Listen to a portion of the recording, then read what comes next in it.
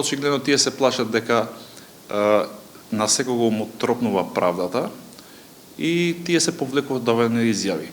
Така што и последната изјава на Ахмети не може да се толкува нешто специфично, бидејќи он буквално ништо не кажуваше во таа изјава. Ако се анализира во детали, единственото што кажува дека албанците живеат многу полошо од 2001 година, тогаш Ахмети зошто ја направи истото, за да албанците пак да се врати пред 2001 година.